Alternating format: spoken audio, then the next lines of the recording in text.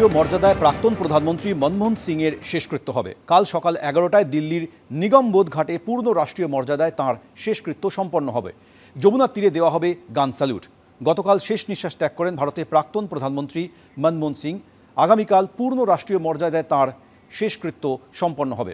সকাল 11টায় দিল্লির নিগমবোধ ঘাটে পূর্ণ রাষ্ট্রীয় মর্যাদায় প্রাক্তন প্রধানমন্ত্রী মনমোহন সিংয়ের শেষকৃত্য সম্পন্ন হবে।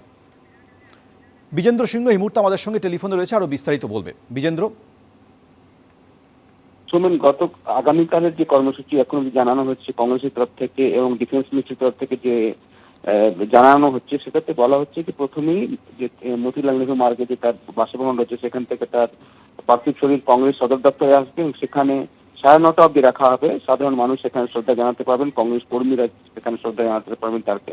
এবং তারপর সেখান থেকে নিগমবোধ ঘাট যাবে। সেখানে 11:10 থেকে যারা রিপ্লেইং এর প্রোগ্রাম গুলো রয়েছে সেটা হবে, যেখানে প্রধানমন্ত্রী, রাষ্ট্রপতি ও ভাইস প্রেসিডেন্ট এবং বাকি ডিগনিটারিরা তার লাস্ট রেসপেক্ট তারা পে করবেন প্রাক্তন প্রধানমন্ত্রী মনমোহন সিংকে। এবং তারপর 11:45 নাগাদ শেষকৃত্যের কাজ সম্পন্ন হবে নিগমবোধ ঘাটে।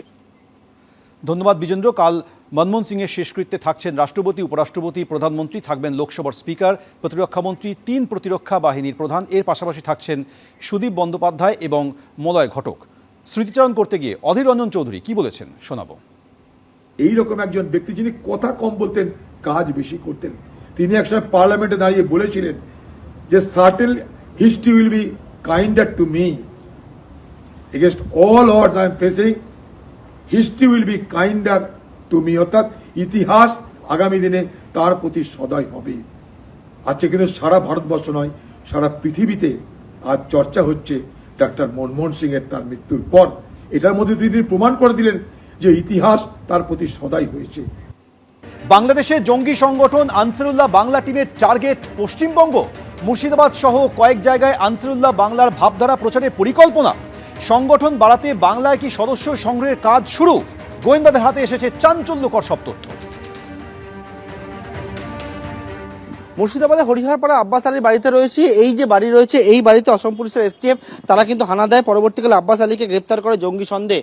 এবং অসম পুলিশের এসটিএফ সূত্রে যেমন জানতে পারছি, এই বাড়িতে যখন যারা তল্লাশি করে তখন দেখতে পায় যে বাড়ির মধ্যে বেশ কিছু জিনিসপত্র রয়েছে। তার মধ্যে রয়েছে আনসারুল্লাহ বাংলা টিমের প্রধান জসিমউদ্দিন রহমানের বই রয়েছে এবং সেই বই একেবারে লুকানো অবস্থায় রয়েছে। এবং সেখান থেকে কিন্তু যে বিষয়টা উঠে আসছে সেটা হচ্ছে যে মূলত আনসারুল্লাহ বাংলা টিমের এবং পাশাপাশি কিন্তু একিউআইএস এর তাদের যে মনের যে ভাবধারা সেই বিষয়টাকে প্রতিষ্ঠা করা, এমনকি যে যুব সম্প্রদায় রয়েছে তাদেরকে এই নিষিদ্ধ জঙ্গি সংগঠনের মধ্যে নিয়ে আসা, মগজ ধোলাই করা, সেই কাজই কিন্তু করতো আব্বাস আলী। এবং আব্বাস ছাড়াও যে মিনারুল, এবং এই যে বাড়িটার ছবিটা দেখাবো, এই যে বাড়ি রয়েছে, যেটা গোয়েন্দা সূত্রে খবর, আব্বাস ও মিনারুল তারা বিভিন্ন জায়গায়, বাড়ি ছাড়াও বিভিন্ন জায়গায় তারা কিন্তু একের পর এক বৈঠক করেছে। এবং সেই বৈঠকে আরও দুজন যারা গ্রেপ্তার হয়েছে, নূর ইসলাম মণ্ডল এবং মুজিবুর রহমান, যারা আসামের বাসিন্দা, তারাও কিন্তু এখানে আসে, পশ্চিমবঙ্গে এসে তারা বৈঠক করে। এবং সেই বৈঠক থেকে মূলত তাদের যেটা উদ্দেশ্য ছিল পশ্চিমবঙ্গে স্লিপার সেল তৈরি করা।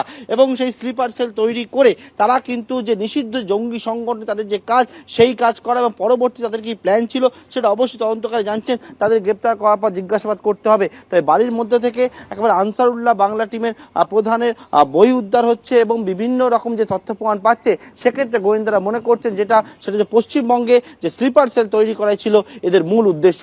ক্যামেরা সন্দীপ পালের সঙ্গে পার্থপ্রতিম ঘোষ, এবিপি আনন্দ, মুর্শিদাবাদ।